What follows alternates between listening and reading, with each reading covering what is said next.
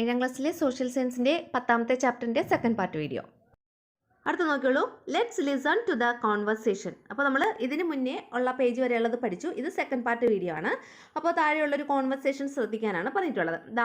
ഒരു വ്യക്തി ഗ്യാസ് സിലിണ്ടറുമായിട്ട് വന്നേക്കാണ്. അവിടെ ഒരു വീട്ടമ്മ നിന്ന് അത് സ്വീകരിക്കുന്നുണ്ട്. എന്താ പറഞ്ഞത്? It's been a week since we booked. ഞാൻ ബുക്ക് ചെയ്തിട്ട് ഒരാഴ്ച കഴിഞ്ഞു ഇപ്പോൾ തന്നെ എന്ന് പറയാണ്. അപ്പോൾ ആ ഗ്യാസ് സിലിണ്ടർ കൊണ്ടുവരുന്ന ആൾ പറയാണ്, ദ സ്റ്റോക്ക് റീച്ച്ഡ് ലേറ്റ്. ആ സ്റ്റോക്ക് വന്നപ്പോൾ ലേറ്റായി. That's a slight hike in the price. എന്നാൽ പ്രൈസിൽ ഒരു ചെറിയ വർധനവും ഉണ്ട്. അപ്പോൾ ആ വീട്ടമ്മ പറയാണ്, if the price is increased like these what shall we do. വില ഇങ്ങനെ കൂടിക്കൊണ്ടിരുന്നാൽ നമ്മൾ എന്ത് ചെയ്യും? Here only we know how we make both ends meet in life. രണ്ടറ്റവും കൂട്ടിമുട്ടിക്കാൻ ഞങ്ങൾ ഒരുപാട് പാടുപെടുന്നു എന്നൊക്കെയാണ് ആ വീട്ടമ്മ പറയുന്നത്. അപ്പോൾ ആ കൊണ്ടുവരുന്ന ആൾ അയാൾ എന്താ പറഞ്ഞത്? വാറ്റ് കാൻ ഐ ഡു, എനിക്ക് എന്ത് ചെയ്യാൻ കഴിയും എന്ന് പറയണം. ഇനി നോക്കിയോളൂ താഴെ. You might have noticed from the above conversation how the unexpected price increase affect the family budget. Family ബഡ്ജറ്റിനെ പെട്ടെന്നുള്ള ഇങ്ങനെ എന്തെങ്കിലുമൊക്കെ അപ്രതീക്ഷിതമായിട്ടുണ്ടാകുന്ന പ്രൈസ് ഇൻക്രീസും ഒക്കെ എത്രത്തോളം അഫക്റ്റ് ചെയ്യുന്നു എന്ന് നമുക്കിതിൽ നിന്ന് ആ ഒരു കോൺവെർസേഷനിൽ നിന്ന് നമുക്ക് മനസ്സിലാക്കാം. Accordingly find out the other factors that affect your family budget. നിങ്ങളുടെ ഫാമിലി ബഡ്ജറ്റിനെ അഫക്റ്റ് ചെയ്യുന്ന ബാക്കിയുള്ള ഫാക്ടേഴ്സ് ഏതൊക്കെയാണ് എന്ന് നമ്മൾ എഴുതണം. ഇപ്പോൾ അവിടെ കാണിച്ചത് ഗ്യാസിൻ്റെ വില കൂടിയത് അല്ലേ, ഗ്യാസ് സിലിണ്ടറിൻ്റെ വിലയിൽ കൂടുതലുണ്ടായത്. അപ്പോൾ നമ്മുടെ ഫാമിലി ബഡ്ജറ്റിനെ ഇതേപോലെ അഫക്റ്റ് ചെയ്യുന്ന ബാക്കിയുള്ള ഫാക്ടേഴ്സ് എന്തൊക്കെയാണ്? ഒരെണ്ണം ഇവിടെ തന്നിട്ടുണ്ട്, ഇൻക്രീസ് ഇൻ ഇലക്ട്രിസിറ്റി ബിൽ, വൈദ്യുത ചാർജിലുണ്ടാകുന്ന വർധനവ്. ഇനി വേറെ അതേപോലെ 3 എണ്ണം ഇവിടെ എഴുതണം. അപ്പോൾ നമുക്കത് എഴുതാം. അപ്പോൾ നമ്മുടെ ഫാമിലി ബഡ്ജറ്റിനെ അഫക്റ്റ് ചെയ്യുന്ന ഫാക്ടേഴ്സ് ഏതൊക്കെയാണ്? ഒന്ന്, നാച്ചുറൽ ഡിസാസ്റ്റർ, പ്രകൃതി ദുരന്തങ്ങൾ. ദെൻ ടാക്സ് ഹൈക്ക്, നികുതിയിലുണ്ടാകുന്ന വർധനവ്. Epidemic, മഹാമാരികൾ. Price increase, എന്തിൻ്റെയെങ്കിലുമൊക്കെ price increase ചെയ്യുന്നത്, നമ്മുടെ നിത്യോപയോഗ സാധനങ്ങളുടെയൊക്കെ പ്രൈസ് ഇൻക്രീസ് ചെയ്യുന്നത്. Then increase in various types of bill, പലതരത്തിലുള്ള ബില്ലുകൾ ഇൻക്രീസ് ചെയ്യുന്നത്. അതായത് നമ്മുടെ ഇലക്ട്രിസിറ്റി ബില്ല് കൂട്ടുന്നത്, വാട്ടർ ബില്ല് കൂട്ടുന്നത്, അങ്ങനെയൊക്കെയുള്ള ബില്ലുകൾ ഇൻക്രീസ് ചെയ്യുന്നത്. പിന്നെ വാർ, യുദ്ധം. ഇതൊക്കെയാണ് നമ്മുടെ ഫാമിലി ബഡ്ജറ്റിനെ അഫക്റ്റ് ചെയ്യുന്ന ഫാക്ടേഴ്സ്. ഓക്കെ ആണല്ലോ. അപ്പോൾ ഇതിലേതെങ്കിലും ഒരു 3 എണ്ണം നമുക്ക് അവിടെ എഴുതി ചേർത്താൽ മതി. നമ്മുടെ ടെക്സ്റ്റിൽ 3 ബുള്ളറ്റിൻ കൊടുത്തിട്ടില്ലേ? അവിടെ the family income becomes stable when the income is more than the expenditure or when the income and the expenditure are equal. അതായത് ഫാമിലി ഇൻകം സ്റ്റേബിൾ ആകുന്നത് എപ്പോഴാണ്? സ്റ്റേബിൾ ആകുന്നത് വെച്ചാൽ ഒരു സുസ്ഥിരമാകുന്നത് എപ്പോഴും income is more than the expenditure. എക്സ്പെൻഡിച്ചറിനെക്കാട്ടിയും കൂടുതൽ ഇൻകം വരുമ്പോൾ, അതായത് വരുമാനം ചെലവിനേക്കാൾ കൂടുതലായിരിക്കുമ്പോഴും, അല്ലെങ്കിൽ or when the income and the expenditure are equal, അല്ലെങ്കിൽ ഇൻകവും എക്സ്പെൻഡിച്ചറും ഈക്വൽ ആയിരിക്കുമ്പോഴാണ് നമുക്ക് ആ ഫാമിലി ഇൻകം സ്റ്റേബിൾ ആണ് എന്ന് പറയാൻ പറ്റുന്നത്. അപ്പോൾ എപ്പോഴാണ് നമ്മൾ ഫാമിലി ഇൻകം സ്റ്റേബിൾ ആണെന്ന് പറയുന്നത്? ഒന്നുകിൽ income is more than the expenditure, എക്സ്പെൻഡിച്ചറിനെക്കാൾ കൂടുതൽ ഇൻകം നമുക്ക് ലഭിക്കണം. അല്ലെങ്കിൽ income and expenditure are equal, ഇൻകവും എക്സ്പെൻഡിച്ചറും ഈക്വൽ ആയിരിക്കുമ്പോഴും. How can we reduce the expenditure of the family? ഇനി നമുക്ക് എങ്ങനെ ഫാമിലി എക്സ്പെൻഡിച്ചർ റെഡ്യൂസ് ചെയ്യാം? എങ്ങനെയൊക്കെയാണ് നമുക്ക് റെഡ്യൂസ് ചെയ്യാൻ പറ്റും? ഒന്ന്, use locally available resources for food. ഫുഡിന് വേണ്ടി നമുക്ക് ലോക്കലായിട്ട് കിട്ടുന്ന റിസോഴ്സസ് ഉപയോഗപ്പെടുത്തുക. അത് ഒന്നാമത്, use locally available resources for food. 2, cultivate your own food resources. നമുക്ക് സ്വന്തമായിട്ടുള്ള വെജിറ്റബിൾസ് ഒക്കെ അല്ലെങ്കിൽ ഫുഡ് റിസോഴ്സസ് ഒക്കെ നമ്മൾ സ്വന്തമായിട്ട് തന്നെ കൾട്ടിവേറ്റ് ചെയ്യുക. 3, use public distribution system and fair price sale counters to the maximum extent possible. അതായത് മാക്സിമം നമ്മൾ ഈ പബ്ലിക് ഡിസ്ട്രിബ്യൂഷൻ സിസ്റ്റം, അതായത് നമ്മുടെ റേഷൻ കടകൾ, അതും പിന്നെ ഫെയർ പ്രൈസ് സെയിൽ കൗണ്ടേഴ്സ് എന്ന് പറയുമ്പോൾ നമ്മുടെ സപ്ലൈകോ, അതൊക്കെ മാക്സിമം നമ്മൾ അത് തന്നെ ഉപയോഗപ്പെടുത്തുക. മാക്സിമം ഫെയർ പ്രൈസ് സെയിൽ കൗണ്ടേഴ്സും പിന്നെ പബ്ലിക് ഡിസ്ട്രിബ്യൂഷൻ സിസ്റ്റമാണ് നമ്മൾ ഉപയോഗപ്പെടുത്തുക. അവിടെ നമുക്ക് സബ്സിഡി നിരക്കിൽ സാധനങ്ങളൊക്കെ കിട്ടും അല്ലേ? അപ്പോൾ അവിടെ അത് കുറച്ച് വില കുറവായിരിക്കും മറ്റുള്ള സ്ഥലങ്ങളെ അപേക്ഷിച്ച്. അപ്പോൾ അവിടെ അതൊക്കെ ഉപയോഗപ്പെടുത്തുക. ഇനി നമുക്ക് ഇവിടെ 2 ബുള്ളറ്റിൻ കൊടുത്തിട്ടുണ്ട്. നമുക്ക് 2 പോയിന്റും കൂടെ എഴുതി ചേർക്കണം. ഏതൊക്കെയാണ് 2 പോയിന്റ്സ്? ഒന്നാമത്തെ point, choose government institutions for treatment and education. ട്രീറ്റ്മെൻറ്റിനും എഡ്യൂക്കേഷനും വേണ്ടിയിട്ട്, വിദ്യാഭ്യാസത്തിനും പിന്നെ ചികിത്സയുടെ ആവശ്യത്തിനും വേണ്ടിയിട്ട് നമ്മൾ ഗവൺമെൻറ് ഇൻസ്റ്റിറ്റ്യൂഷൻസ് തിരഞ്ഞെടുക്കുക. അതാണ് ഒന്നാമത്തെ പോയിന്റ്. അപ്പം നമുക്കവിടെ ചിലവ് കുറച്ച് ഡോക്ടേഴ്സിനെയൊക്കെ ഫ്രീ ആയിട്ട് കാണാൻ പറ്റും. അവിടെ നിന്നുള്ള മരുന്ന് നമുക്ക് മിക്കവാറുള്ള മരുന്നൊക്കെ നമുക്ക് ഫ്രീ ആയിട്ട് ലഭ്യമാകും. അവിടെ ഇല്ലാത്ത മരുന്ന് മാത്രം നമ്മൾ പുറത്ത് പോയി കാശ് കൊടുത്ത് വാങ്ങിച്ചാൽ മതി അല്ലേ? അടുത്ത 2, use water and electricity only as needed. നമുക്ക് ആവശ്യത്തിന് മാത്രം വെള്ളവും വൈദ്യുതിയും ഉപയോഗപ്പെടുത്തുക.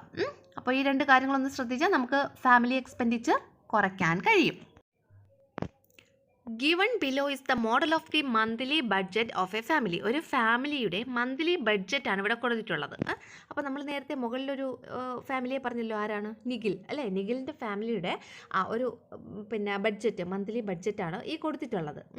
അപ്പോൾ നിഖിലിൻ്റെ ഫാമിലിക്ക് ഓരോ മാസവും കിട്ടുന്നതാണ് കേട്ടോ. ഒരു മാസം കിട്ടുന്ന എമൗണ്ട്സ്, ഇൻകം ആയിട്ട് എത്രത്തോളം കിട്ടുന്നു എന്നുള്ളതാണ് ഫസ്റ്റ് ഇവിടെ കൊടുത്തില്ല. വേജായിട്ട് 9500 റുപ്പീസ്, സാലറി 10,000 കിട്ടുന്നുണ്ട്, പെൻഷൻ 3200, അഗ്രികൾച്ചറിൽ നിന്ന് 2100. അങ്ങനെ മൊത്തം കിട്ടുന്ന ഇൻകം, ടോട്ടൽ ഇൻകം എന്ന് പറയുന്നത് 24,800 റുപ്പീസാണ്. ഇനി അവരുടെ എക്സ്പെൻഡിച്ചറാണ് ഈ കൊടുത്തിട്ടുള്ളത്. എക്സ്പെൻഡിച്ചർ എന്ന് പറയുമ്പോൾ റൈസ്, പ്രൊവിഷൻസ്, അതായത് അരിയും മറ്റു പലവ്യഞ്ജന സാധനങ്ങളൊക്കെ വാങ്ങാൻ 5000 റുപ്പീസ് ചിലവാകുന്നുണ്ട്. അതുപോലെ മിൽക്ക്, വെജിറ്റബിൾസിന് 1200 rupees, fish, meat 2000, electricity 1100, clothing 1500. അങ്ങനെ ഇത് അവരുടെ ആ എക്സ്പെൻഡിച്ചർ എല്ലാം കൂടി ചെയ്യുമ്പോൾ നോക്കുമ്പോൾ ടോട്ടൽ 25,700 റുപ്പീസാണ് മന്ത്ലി അവർക്ക് ചിലവായ തുക. അപ്പോൾ അവർക്ക് കിട്ടുന്ന ഇൻകം 24,800ഉം ചിലവായത് 25,700 ആണ്. അപ്പോൾ ഇവിടെ നോക്ക്, ഇവിടെ ഇൻകം ആണോ കൂടുതൽ അതോ എക്സ്പെൻഡിച്ചർ ആണോ കൂടുതൽ? ഏതാ കൂടുതൽ വരുന്നത്? ഇവിടെ എക്സ്പെൻഡിച്ചറാണ് കൂടുതൽ വന്നേക്കുന്നത് അല്ലേ? ഇൻകം കുറവാണ്, എക്സ്പെൻഡിച്ചറിനെക്കാട്ടിലും ഇൻകം കുറവാണ്. എത്ര കുറവാണ്? 900 റുപ്പീസ്, അത്രയാണ് കുറവ്. അപ്പോൾ ഇവിടെ ഇൻകം കുറവും എക്സ്പെൻഡിച്ചർ കൂടുതലുമാണ്. ഒരു 900 രൂപയുടെ കുറവാണ് ഉള്ളത്. അപ്പോൾ ഇനി നോക്കി, what is the speciality of this family budget? ഈ ഫാമിലി ബഡ്ജറ്റിൻ്റെ സ്പെഷ്യാലിറ്റി എന്താണ്? ഇവിടുത്തെ സ്പെഷ്യാലിറ്റി? ഇവിടെ ഇൻകം കുറവും എക്സ്പെൻഡിച്ചർ കൂടുതലുമാണ്. അപ്പോൾ അവിടെ ഒരു ക്വസ്റ്റ്യൻ ഉണ്ടായിരുന്നല്ലോ, what is the speciality of this family budget? ഈ ഫാമിലി ബഡ്ജറ്റിൻ്റെ സ്പെഷ്യാലിറ്റി എന്താണ്? In this family budget income is less than expenditure. ഇവിടെ ഇൻകം എന്ന് പറയുന്നത് എക്സ്പെൻഡിച്ചറിനെക്കാട്ടിലും കുറവാണ്, അതായത് വരുമാനം ചെലവിനേക്കാൾ കുറവാണ്. The difference between income and expenditure is ₹900. ഇൻകവും എക്സ്പെൻഡിച്ചറും തമ്മിലുള്ള വ്യത്യാസം 900 രൂപയാണ്. അതായത് വരുമാനം 900 കുറവാണ് അല്ലേ എക്സ്പെൻഡിച്ചറിനെക്കാട്ടിലും. ഇനി അടുത്ത question, what suggestions can you give to turn his family budget into +1? ഈ ഫാമിലി ബഡ്ജറ്റ് സർപ്ലസ് ആക്കാൻ വേണ്ടിയിട്ട്, അതായത് ഇൻകം കൂടുതലും എക്സ്പെൻഡിച്ചർ കുറവും ആക്കാൻ വേണ്ടിയിട്ട് നമുക്ക് എന്തൊക്കെ സജഷൻസ് കൊടുക്കാൻ കഴിയും? അപ്പോൾ എന്തൊക്കെ സജഷൻസ് നമുക്കിവിടെ കൊടുക്കാൻ കഴിയും? Increase source of income. ഇൻകത്തിൻ്റെ സോഴ്സ് ഇൻക്രീസ് ചെയ്യുക, കുറച്ചുകൂടെ ഇൻകം ലഭിക്കുന്ന തരത്തിൽ നമ്മൾ എന്തെങ്കിലുമൊക്കെ ചെയ്യുക, അതാണ് ഇൻക്രീസ് സോഴ്സ് ഓഫ് ഇൻകം. അടുത്തത് റെഡ്യൂസ് എക്സ്പെൻഡിച്ചർ, ചിലവ് കുറയ്ക്കുക. Then spend only for necessary, ആവശ്യത്തിന് മാത്രം ചിലവിടുക. കൺട്രോൾ നോൺ എസെൻഷ്യൽ എക്സ്പെൻസസ്, നമുക്ക് അത്യാവശ്യമല്ലാത്ത കാര്യങ്ങൾ ഒന്ന് കൺട്രോൾ ചെയ്യുക. പൂർണ്ണമായിട്ടും ഒഴിവാക്കുക എന്നല്ല, ഒന്ന് കൺട്രോൾ ചെയ്ത് ചിലവിടുക അത്യാവശ്യമല്ലാത്ത കാര്യങ്ങൾക്ക്. അപ്പോൾ ഇങ്ങനെയുള്ള കാര്യങ്ങളൊക്കെ ചെയ്താൽ നമുക്ക് എന്ത് ചെയ്യാൻ കഴിയും? നമ്മുടെ ഫാമിലി ബഡ്ജറ്റിനെ ഒരു സർപ്ലസ് ബഡ്ജറ്റാക്കി മാറ്റാൻ കഴിയും. അടുത്തത്, what are the benefits of a family budget? Add more to the table. ഈ ഫാമിലി ബഡ്ജറ്റ് നമ്മൾ ഉണ്ടാക്കുന്നതിലൂടെ ഉള്ള ബെനിഫിറ്റ്സ് എന്തൊക്കെയാണ്? അത് കുറച്ചുകൂടെ 3 ബെനിഫിറ്റ്സ് ഇവിടെ തന്നിട്ടുണ്ട്. കൂടുതൽ നമ്മൾ ഈ ഒരു ടേബിളിൽ ആഡ് ചെയ്യാനാണ് പറഞ്ഞിട്ടുള്ളത്.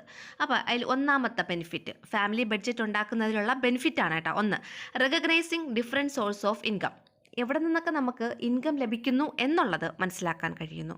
2, adjusting the expenditure to match the ഇൻകമായിട്ട് മാച്ച് ചെയ്യുന്ന വിധത്തിൽ നമുക്ക് എക്സ്പെൻഡിച്ചർ അഡ്ജസ്റ്റ് ചെയ്യാൻ കഴിയുന്നു. 3, മോഡറേറ്റ് എക്സ്പെൻഡിച്ചർ ഈസ് പ്രാക്ടീസ്ഡ്, നമുക്ക് എക്സ്പെൻഡിച്ചർ കുറച്ച് കൊണ്ടുവരാൻ നമുക്ക് ഇതിലൂടെ സാധിക്കുന്നു അല്ലേ? ഇനി ഒരു 3 പോയിൻറ്റും കൂടെ നമുക്ക് എഴുതണം, ഫാമിലി ബഡ്ജറ്റ് കൊണ്ടുള്ള ബെനിഫിറ്റ്സ് എന്തൊക്കെയാണെന്നുള്ളത്. ഒന്നാമത്തേത്, additional expenses can be identified and controlled. Family budget ഉണ്ടാക്കുന്നതിലൂടെ നമുക്ക് ഉണ്ടാകുന്ന അധിക ചെലവുകളെ നമുക്ക് മനസ്സിലാക്കാനും അത് കൺട്രോൾ ചെയ്യാനും കഴിയുന്നു. 2, economic prosperity and wellbeing can be achieved. സാമ്പത്തികമായിട്ടുള്ള ഭദ്രതയും എക്കണോമിക് പ്രോസ്പെരിറ്റി, സാമ്പത്തിക ഭദ്രതയും പിന്നെ ക്ഷേമവും നമുക്ക് നേട്ടമായിട്ട് ലഭിക്കുന്നു, നമുക്ക് അച്ചീവ് ചെയ്യാൻ കഴിയുന്നു. അടുത്ത, the expenses are adjusted according to the arrival of income. നമുക്കുണ്ടാകുന്ന ചെലവുകളെ നമുക്ക് അഡ്ജസ്റ്റ് ചെയ്യാൻ കഴിയുന്നു according to the arrival of income ലഭിക്കുന്നതനുസരിച്ച് ചെലവുകളെ നമുക്ക് അഡ്ജസ്റ്റ് ചെയ്യാൻ കഴിയുന്നു. അടുത്തത്, പബ്ലിക് എക്സ്പെൻഡിച്ചർ, അതായത് പൊതു ചെലവുകൾ. അപ്പോൾ അതിനെക്കുറിച്ചാണ് നമ്മളിനി പഠിക്കാൻ പോകുന്നത്. ഇവിടെ ഒരു 3-4 പത്രത്തിലെ ഹെഡ്ലൈൻസ്, ന്യൂസ് ഹെഡ്ലൈൻസ് ആണ് കൊടുത്തിട്ടുള്ളത്. അപ്പോൾ ഒന്നാമത്തെ ഹെഡ്ലൈൻ എന്താണ്? National highway development to reality, ദേശീയപാത വികസനം യാഥാർത്ഥ്യത്തിലേക്ക്. GAIL pipe line completed, GAIL pipe line complete ആയി. പത്രത്തിലുള്ള ഹെഡിങ്സ് ആണ് കേട്ടോ, ന്യൂസ് ഹെഡ്ലൈൻസ് ആണ്. സോഷ്യൽ വെൽഫെയർ പെൻഷൻ ഡിസ്ട്രിബ്യൂട്ടഡ്, സാമൂഹിക ക്ഷേമ പെൻഷൻ വിതരണം ചെയ്തു. Jal Jeevan mission project fund to solve shortage of drinking water, Jal Jeevan mission പ്രോജക്റ്റുമായിട്ട് ബന്ധപ്പെട്ട് ഈ കുടിവെള്ളക്ഷാമം പരിഹരിക്കാനായിട്ടുള്ള ഫണ്ട് ഏർപ്പാടാക്കി. അങ്ങനെയൊക്കെയുള്ള കുറേ ന്യൂസാണ് ഈ കൊടുത്തിട്ടുള്ളത്. ഇനി the news headlines of various welfare and developmental activities of the government are given above. ഗവൺമെൻറ്റിൻ്റെ വിവിധ തരത്തിലുള്ള വെൽഫെയറും ഡെവലപ്മെൻറ്റൽ ആക്ടിവിറ്റീസിൻ്റെയൊക്കെ ന്യൂസ് ഹെഡ്ലൈൻസ് ആണ് മുകളിൽ കൊടുത്തിട്ടുള്ളത്. The government needs a huge amount of money to carry out these activities. ഈ ആക്ടിവിറ്റീസൊക്കെ ഗവൺമെൻറ്റിന് കംപ്ലീറ്റ് ചെയ്യാൻ വേണ്ടിയിട്ട് എന്ത് വേണം? വളരെ വലിയ രീതിയിലുള്ള പൈസ, മണി ആവശ്യമാണ് അല്ലേ? ഹ്യൂജ് എമൗണ്ട് ഓഫ് മണി ആവശ്യമാണ്. Apart from these, what other activities does the government spend money on? ഇത് കൂടാതെ ഗവൺമെൻറ് ഏതിനൊക്കെയാണ് പണം ചെലവഴിക്കുന്നത്? അതാണ് താഴെ പറഞ്ഞിട്ടുള്ളത്. അപ്പോൾ ഗവൺമെൻറ് ഏതൊക്കെ ആവശ്യങ്ങൾക്കാണ് പണം ചെലവഴിക്കുന്നതെന്നാണ് താഴെ പറഞ്ഞിട്ടുള്ളത്. ഏതൊക്കെയാണ്? സാലറി കൊടുക്കുക, ശമ്പളമൊക്കെ കൊടുക്കാൻ. കൺസ്ട്രക്ഷൻ ഓഫ് ഹോസ്പിറ്റൽസ്, ഈ ഹോസ്പിറ്റൽസിൻ്റെയൊക്കെ നിർമ്മാണത്തിന് വേണ്ടിയിട്ട്. ഇൻട്രസ്റ്റ്, പലിശ കൊടുക്കുക. അതായത് ഗവൺമെൻറ് കയ്യിൽ ക്യാഷ് ഇല്ലാതെ വരുമ്പോൾ ഏതെങ്കിലും ഓർഗനൈസേഷൻസിൽ നിന്നോ അല്ലെങ്കിൽ പിന്നെ ഇപ്പോൾ സ്റ്റേറ്റ് ഗവൺമെൻറ് ആണെങ്കിൽ സെൻട്രൽ ഗവൺമെൻറ്റിൽ നിന്നൊക്കെ പണം കടം വാങ്ങും. അപ്പോൾ അതിനെന്ത് കൊടുക്കണം? ഇൻട്രസ്റ്റ് കൊടുക്കണം, പലിശ കൊടുക്കണം. അപ്പോൾ അതാണ് ഇൻട്രസ്റ്റ്. ഇനി സോഷ്യൽ വെൽഫെയർ സ്കീം, സാമൂഹിക ക്ഷേമ പദ്ധതികൾ, അതൊക്കെ ആ സാമൂഹിക ക്ഷേമ പദ്ധതികളൊക്കെ എന്താണ് നടപ്പിൽ വരുത്താൻ വേണ്ടിയിട്ട് ഗവൺമെൻറ്റിന് പൈസ ആവശ്യമാണ് അല്ലേ? പിന്നെ എക്സ്പെൻസസ് ഫോർ ഡിഫൻസിന് വേണ്ടിയിട്ടുള്ള എക്സ്പെൻസ് അല്ലേ? പ്രതിരോധ പ്രവർത്തനങ്ങൾക്കൊക്കെ അല്ലെങ്കിൽ സൈനിക ആവശ്യങ്ങൾക്കൊക്കെ വേണ്ടിയിട്ട് ഗവൺമെൻറ്റിന് പൈസ വേണം. ഇങ്ങനെ പല രീതിയിൽ ഗവൺമെൻറ്റിന് പൈസ വേണം. അപ്പോൾ ഈ പറയുന്ന കാര്യങ്ങൾക്കൊക്കെയാണ് ഗവൺമെൻറ് മണി സ്പെൻഡ് ചെയ്യുന്നത്. ഇനി ഇവിടെ ഒരു ബുള്ളറ്റും കിടപ്പുണ്ട്. അപ്പോൾ ഇവിടെ നമുക്ക് വേറെ ഇത് കൂടാതെ വേറെ ഏതൊക്കെ പ്രവർത്തനങ്ങൾക്കാണ് ഗവൺമെൻറ് മണി സ്പെൻഡ് ചെയ്യുന്നതെന്ന് നമുക്കിവിടെ എഴുതി ചേർക്കണം. അടുത്ത എഡ്യൂക്കേഷന് വേണ്ടിയിട്ട്, വിദ്യാഭ്യാസത്തിന് വേണ്ടി ഗവൺമെൻറ് പണം ചെലവഴിക്കുന്നുണ്ട്. പിന്നെ ഹെൽത്ത്, ആരോഗ്യപരമായിട്ടുള്ള ആവശ്യങ്ങൾക്ക് വേണ്ടിയിട്ട് ഹെൽത്ത് ഇൻഷുറൻസിനൊക്കെ ഗവൺമെൻറ് പൈസ ചെലവഴിക്കുന്നുണ്ട്. ദെൻ കൺസ്ട്രക്ഷൻ ഓഫ് പോർട്ട് ഉണ്ടല്ലോ, തുറമുഖങ്ങളുടെ നിർമ്മാണത്തിന്. അവിടെ നമുക്ക് വേണമെങ്കിൽ കൺസ്ട്രക്ഷൻ ഓഫ് റോഡ്, അങ്ങനെ റെയിൽവേ ലൈൻസ്, അല്ലെങ്കിൽ കൺസ്ട്രക്ഷൻ ഓഫ് എയർപോർട്ട്, അങ്ങനെ എല്ലാം എഴുതാം. അപ്പോൾ construction of port. Then environmental protection, പരിസ്ഥിതി സംരക്ഷണം, അതിന് വേണ്ടിയിട്ടൊക്കെ ഗവൺമെൻറ് മണി സ്പെൻഡ് ചെയ്യുന്നുണ്ട്. ഓക്കെ ആണല്ലോ? അപ്പോൾ ഇത്രയും കാര്യങ്ങൾ വേണമെങ്കിൽ എഴുതി ചേർക്കാം. ഇതിലേതെങ്കിലും ഒരു പോയിന്റ് എഴുതിയാലും മതി. അവിടെ ഒരൊറ്റ ബുള്ളറ്റിനല്ലേ ഉള്ളൂ. അടുത്തൊരു ക്വസ്റ്റ്യൻ ആണ് ഇവിടെ കൊടുത്തിട്ടുള്ളത്. എന്താണ്? Discuss what welfare and developmental activities have been done in your area using government funds and prepare a note. Government fund ഉപയോഗിച്ച് നിങ്ങളുടെ നാട്ടിൽ, നിങ്ങളുടെ ഏരിയയിൽ ഏതൊക്കെ തരത്തിലുള്ള വെൽഫെയർ ആക്ടിവിറ്റീസും ഏതൊക്കെ തരത്തിലുള്ള ഡെവലപ്മെൻറ്റൽ ആക്ടിവിറ്റീസുമാണ് ചെയ്യുന്നത്, അതിനെക്കുറിച്ച് ഒരു ചെറിയ നോട്ട് പ്രിപ്പയർ ചെയ്യാനാണ് പറയുന്നത്. അപ്പോൾ നിങ്ങളുടെ ഏരിയയിൽ നിങ്ങൾക്കിങ്ങനെ ചുറ്റും നോക്കുമ്പോൾ, നിങ്ങളിപ്പോൾ സ്കൂളിൽ നിന്ന് വീട്ടിലേക്ക് വരുന്നു, വീട്ടിൽ നിന്ന് സ്കൂളിലേക്കൊക്കെ പോകുന്നുണ്ട്. അപ്പോൾ നിങ്ങളുടെ ഏരിയ ആണല്ലോ അത്.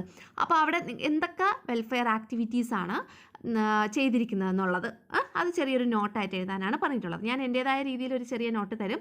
അപ്പോൾ നിങ്ങൾക്ക് അവിടെ നിങ്ങളുടെ ഏരിയയിൽ പുതിയ കാര്യങ്ങളൊക്കെ ചെയ്തിട്ടുണ്ടാവും. അപ്പോൾ അതൊക്കെ ഉൾപ്പെടുത്തി നിങ്ങൾ നിങ്ങളുടേതായ രീതിയിൽ ഒരു നോട്ട് പ്രിപ്പയർ ചെയ്യണം കേട്ടോ. അപ്പോൾ അത് ഏത് രീതിയിലാണ് എഴുതേണ്ടതെന്നാണ് ഞാനിവിടെ പറയുന്നത് കേട്ടോ. ഒന്നാമത്തത്, free school bus facility has been implemented four school children. School കുട്ടികൾക്ക് വേണ്ടിയിട്ട് ഫ്രീ ആയിട്ടുള്ള സ്കൂൾ ബസ് ഫെസിലിറ്റി ഇംപ്ലിമെൻറ്റ് ചെയ്തിട്ടുണ്ട്. അത് ഗവൺമെൻറ് ഫണ്ട് ഉപയോഗിച്ചാണ് ചെയ്തിട്ടുള്ളത്. ഓക്കെ ആണല്ലോ? അപ്പോൾ സ്കൂൾ ചിൽഡ്രൻസിന് വേണ്ടിയിട്ട് ഫ്രീ സ്കൂൾ ബസ് ഫെസിലിറ്റി. ഇനി in our area a family welfare center is located where the family members are engaged in stitching and weaving. നമ്മുടെ ഏരിയയിൽ ഒരു ഫാമിലി വെൽഫെയർ സെൻറ്റർ ഉണ്ട്.